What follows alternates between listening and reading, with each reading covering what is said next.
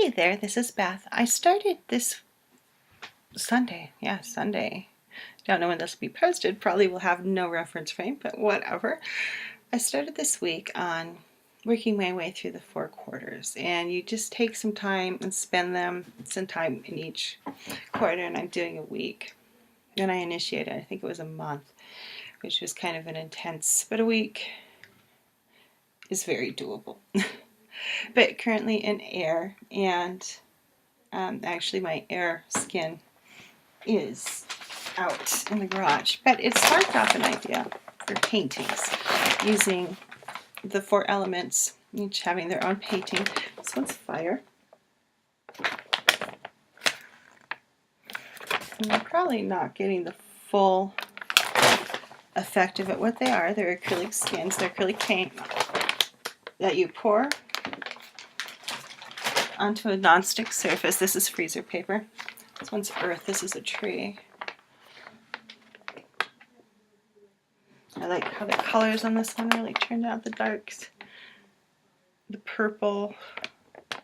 So what did I use on this one? I used colors in this were just a purple, dark green, and gold.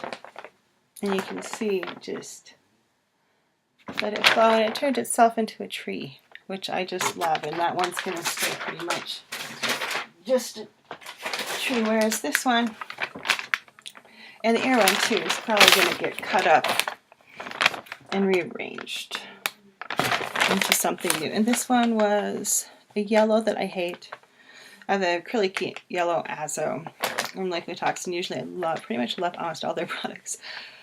The Azo is like snot. It's kind of gross, and I don't know if I got a bad bottle of Azo. I should really call them and find out, or email them. But it's like snot. You have to shake it really hard, and it separates like crazy. Can you, where's that? See, you can see how it looks like water on top, and there's a thick sludge on the bottom. It's because it sinks, it separates really badly, and it's the only one that does that. It's just, I'm trying to use it out because it's like snot, and it's not very good. But as I digress on my rant of my hate of Acrylic yellow acrylic ink, what was it? And then I used a magenta, the quinachrome magenta, however you say that, and I think it was bronze, which turned into this bright fiery thing, and I was aiming for air. Didn't quite work out. The air one has turned out very pretty. It's yellow and green, and I was actually doing a reading for a colleague with my Thoth deck last night, and had some of the, had a court, had some of the swords. I had the, I think it's the Princess Swords, and there's a lot of green and yellow, and it really reminded me of that sweet kind of in the court cards. So I thought that was kind of cool, and it just, even though there's green in it, it's very pretty and reminds me of air, the movement in it does. But there's a lot of different things you can do with acrylic skins. This painting needs to be dusted. This is something I started earlier on, and just kind of been working on it over time, and I thought it was done, but I didn't feel like it was done, and it's kind of hard to see. They're not attached yet. There are little pools. Oh, kind of sticking to do that. But these are a byproduct of these. And they're pretty freaking cool. It's just clear acrylic. There's a little bit of ink that rolled off. And there's a pop. Ah, now it's not sticking. Everyone's falling. Push down there. But it kind of just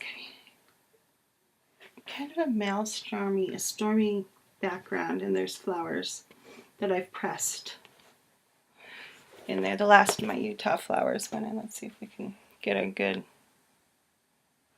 right there is a California poppy from probably around 2000. But the last of my Utah flowers are gone. Just have Montana flowers now. And more California poppies. They're so pretty. They press so lovely.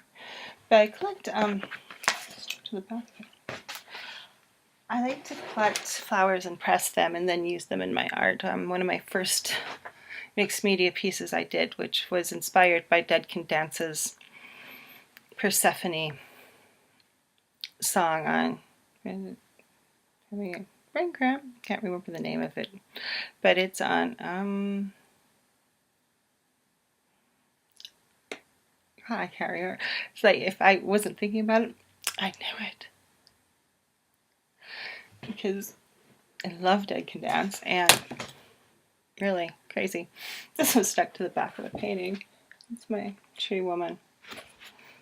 She's going into Oracle card. She's not done yet. But there's so much you can do with skins, acrylic skins. They're just really freaking cool. You can cut them up and make all sorts of things. And so I've been really playing around with that concept lately. Lots of projects going on. And the thing is, it's like so much of it, what I'm doing right now is you do something and then you have to wait and it has to dry. And then you do something else to it and then you have to wait and it has to dry. And sometimes you're waiting like a week or two for things to clarify, such as this picture is still clarifying. You can see that milkiness in the middle and that will eventually be clear.